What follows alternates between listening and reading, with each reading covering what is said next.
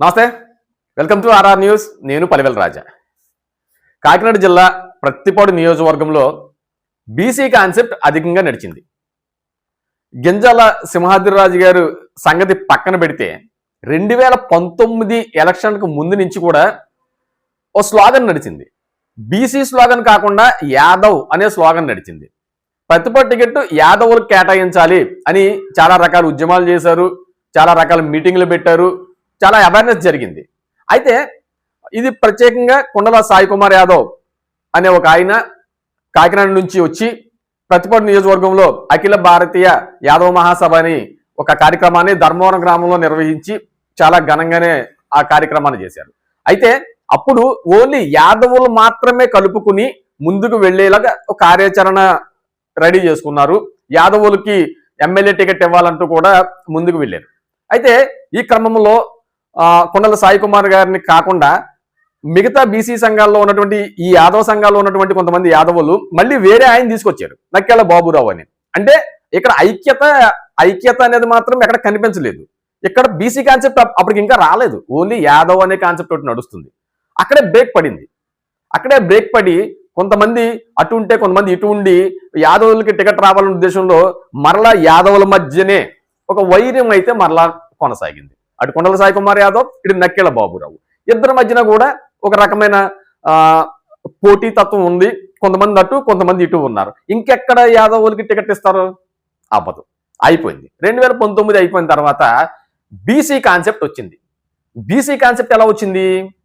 BC concept ఎలా వచ్చిందంటే యాదవులు మిగతా బీసీలు కలిస్తేనే కానీ వర్కౌట్ అవ్వదు అనుకుని ఆ తర్వాత మిగతా బీసీలను కలుపుకున్నారు యాదవ సామాజిక వర్గానికి చెందిన నాయకులు. అప్పుడు వీళ్ళందరూ కలిపి ఒక సంఘంగా ఏర్పడి బీసీ సంఘాలు పెట్టారు. బీసీ సంఘాలు అయితే మాత్రం ఒకే సంఘంగా నడిచాయా? అది లేదు. అవి కూడా 2-3 సంఘాలుగా నడిచి అటు బీసీలు ఇటు బీసీలు, ఒక రకమైన వర్గం, ఒక రకమైన సంఘం ఒక బీసీ వర్గం, ఇంకో రకమైన సంఘం ఇంకో బీసీ వర్గం, మరొక రకమైన సంఘం మరొక బీసీ వర్గం. ఇలా బీసీ వర్గాలు కూడా రకరకాల సంఘాలుగా విడిపోయాయి. ఎందుకు విడిపోయాయి? ఎందుకు కలిసి అందరూ కూడా ఒకే బీసీ అన్న సంఘం మీద ఎందుకు లేరంటే వీళ్ళలో వాళ్ళకే పడదు, వాళ్ళలో వాళ్ళకే ఐక్యత లేదు. కాబట్టి రకరకాల సంఘాలు. ఎందుకంటే నాయకత్వం ముఖ్యం. ఇక్కడ బీసీలకు ఇవ్వడం అన్న దానికన్నా నాయకత్వం, ఎవరికి నాయకత్వం ఒక సంఘంలో లోపిస్తే వాళ్ళు వెళ్ళి మరో సంఘంలో నాయకత్వం వహించడానికి రెడీ అయ్యి గ్రూపులుగా విడిపోయి బీసీ సంఘాలను విడగొట్టారు. బీసీ సంఘాలను విడగొట్టి మరలా బీసీలకి అందరికీ కూడా టికెట్ కావాలని ఏబీసీ సంఘం నుంచి ఏబీసీ సంఘంలో ఉన్న నాయకుడికి వాళ్ళు సపోర్ట్ చేసుకుంటా అంటే మరలా ఇక్కడ డివైడ్ అయ్యారు. రైట్, ఇది కూడా పక్కన పెడదాం. ఇకపోతే 2024 సార్వత్రిక ఎన్నికల్లో బీసీవై పార్టీ నుంచి గొంప శివకుమార్ యాదవ్ అనే ఒక ఆయన పోటీ చేశాడు ఎమ్మెల్యే అభ్యర్థిగా. అదేవిధంగా కాకినాడ పార్లమెంట్ అభ్యర్థినిగా ఆవిడ పేరు ఇప్పుడు దేవర అనూష ఆవిడ పోటీ చేశారు ఎంపీగా. మరి నిజంగా బీసీ కాన్సెప్ట్ అనేది ఇప్పుడున్న సంఘ నాయకుల్లో కూడా నరాల్లో జీర్ణించిపోయి ఉంటే కనుక బీసీ కాన్సెప్ట్ అనేది వాళ్ళ ఎయిమ్ నిజంగా బీసీని ఇక్కడ ఎమ్మెల్యేగా చూడాలి అని నిజంగా వాళ్ళ థాట్ లో ఉంటే కనుక అప్పుడు ఏం చేయాలి వీళ్ళు? మొన్న సార్వత్రిక ఎన్నికల్లో గొంప శివకుమార్ యాదవ్కి మద్దతుగా నిలబడాలి కదా ఇదే ఈ బీసీలు. అదే పార్లమెంట్ అభ్యర్థి, అదే బీసీ సామాజిక వర్గానికి యాదవ సామాజిక వర్గానికి చెందిన ఒక ఆడబిడ్డ ఒక పార్లమెంటరీ ఎంపీగా పోటీ చేసింది కదా. మరి ఆవిడికి సపోర్ట్ గా నిలబడాలి కదా. ఎవరు? ఇప్పుడు చెప్పుకుంటున్న ఈ బీసీ నాయకులందరూ, ఇప్పుడున్న బీసీ నాయకులందరూ కూడా ఎలక్షన్లో మాత్రం బీసీలకు ఓట్లేరు, కానీ సీట్లు కావాలి. అరే పోటీ చేసిన నాయకులకు ఓట్లు వేయచ్చు కదా.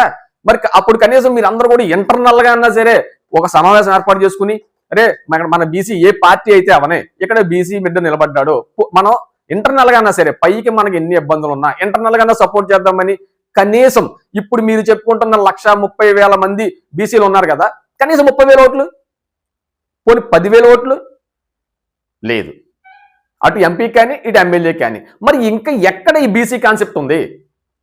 నిజంగా మొన్న ఎన్నికల్లో కనీసం మినిమం తక్కువలో తక్కువ ఒక 10,000 ఓట్లు కనుక బీసీలందరూ నిజంగా అవేర్నెస్ అయ్యి ఉండి చేసుంటే గనక మరి నిజంగా ముఖ్య పార్టీలు నేతలు చూపంతా కూడా బీసీల వైపు ఉండును. అది కాకుండా రకరకాల సంఘాలుగా విడిపోయి ఒక సంఘంగా కాకుండా మళ్ళీ అందరూ బీసీలే, బీసీల్లో మళ్ళా సంఘాలు. మరి ఏ బీసీ నాయకుడు ఏ సంఘానికి మద్దతు ఇవ్వాలి? ఒక సంఘం ఏమో ఒక బీసీ నాయకుడికి మద్దతు ఇస్తారు, ఇంకో సంఘం ఇంకొక బీసీ నాయకుడికి మద్దతు ఇస్తారు, ఇంకో సంఘం ఇంకొక బీసీ నాయకుడికి మద్దతు ఇస్తారు. లాస్ట్కి వచ్చేసరికి బీసీకి మాత్రం ఎమ్మెల్యే టికెట్ ఇవ్వాలి.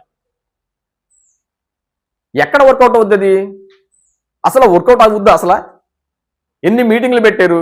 యాదవ మీటింగ్లు పెట్టారు, బీసీ మీటింగ్లు పెట్టారు, ఇన్ని మీటింగ్లు పెట్టిన తర్వాత పోనీ టికెట్ వచ్చిన ఎవరైతే నాయకులు మొన్న ఎమ్మెల్యేగా పోటీ చేశారో ఇంటర్నల్ గా కూర్చుని మినిమం మనం కనీసం ఏదో జరిగింది. ఇప్పుడు 2024లో కూడా మన సామాజిక వర్గానికి, బీసీ సామాజిక వర్గానికి ఎమ్మెల్యే టికెట్ కానీ ఏమీ రాలేదు కాబట్టి, ఇప్పుడు ఏదో ఒక పార్టీ బీసీలకు ఇచ్చింది కాబట్టి మనం ఇంటర్నల్ గా కొన్ని ఓట్లు కాస్త అన్ని పార్టీలు ప్రధానంగా ఇన్ని ఓట్లు పడ్డాయి బీసీలకి అని నిరూపించుకోవడానికి కొన్ని ఓట్లు వేయచ్చు కదా. నాయకులుగా చెప్పుకుంటున్న వాళ్ళు కూడా ఓట్లు వేయలేదు. ఎందుకంటే వాస్తవం బీసీలు ప్రతిపాడు నియోజకవర్గంలో ఉన్న మాట వాస్తవం. కానీ అదే వాస్తవం బీసీల్లో ఐక్యత లేదు అన్నది కూడా వాస్తవం. ఒకరి నాయకత్వం ఒకరికి నచ్చదు, ఇంకొకరి నాయకత్వం ఇంకొకరికి నచ్చదు. ఈ నచ్చక రకరకాలుగా ఉంటారు. మళ్ళా వచ్చేసరికి మాత్రం బీసీలకి ఎమ్మెల్యే టికెట్ ఇవ్వట్లేదు, ప్రధాన పార్టీలన్నీ మోసం చేస్తున్నాయి. ప్రధాన పార్టీలు మోసం చేయడం కన్నా బీసీ సంఘాలుగా చెప్పుకుంటున్న వాళ్ళే బీసీలు మోసం చేస్తున్నారు.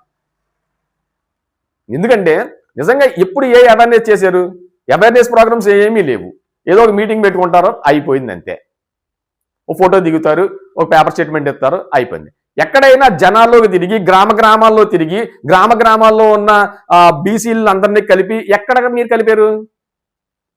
లేదు. ప్రతిపాడు నియోజకవర్గంలో ప్రత్యేకంగా బీసీ అభ్యర్థి నిలబడాలి అంటే మాత్రం ఈ సంఘాలు ఉండకూడదు. ఉన్న సంఘాలన్నీ అవసరమైతే ఒకటిగా ఏర్పడిన తర్వాత ఒకే నాయకుడిని ఎంచుకోవాలి. ఆ నాయకుడి వెంట మేము ఉంటామని అందరూ కలిపి తీర్మానం చేసుకోవాలి. అందరూ కలిపి ఎప్పుడైతే తీర్మానం చేసుకుంటారో ఆ రోజున అందరూ కలిపి మేము ఇంతమంది బీసీలు ఉన్నాం, మాకు ఎస్సీ ఎస్టీలు మద్దతు ఇస్తారు, మాకు టికెట్ ఇవ్వండి అని ప్రధాన పార్టీలను అడగడానికి ఉంటది. కానీ రకరకాల పడవల మీద అడుగులేసి రెండు పడవల మీద అడుగులేసి మాకు బీసీలకు రాజ్యాధికారం కావాలంటే ఎలా వస్తుంది? ఐక్యత లేనప్పుడు, ఐక్యత లోపమైనప్పుడు మాత్రం రాదు. ఈ ఐక్యత ఎప్పుడు వస్తుంది? ఈ బీసీ సంఘాలుగా చెప్పుకుంటున్న నాయకుల్లో ఎవరైతే మాకు నాయకత్వం కావాలన్న విషయాన్ని పక్కన పెట్టి నిజంగా బీసీ ఎమ్మెల్యే అవ్వాలి అన్న ఒక థాట్ తో కనుక ముందు వెళ్తే గనక ఖచ్చితంగా అవి అవకాశాలు 100% మాత్రం ప్రతిపాడు నియోజకవర్గంలో ఉందని ఒక టాక్ అయితే మాత్రం బాగా వినిపిస్తుంది. Thank you.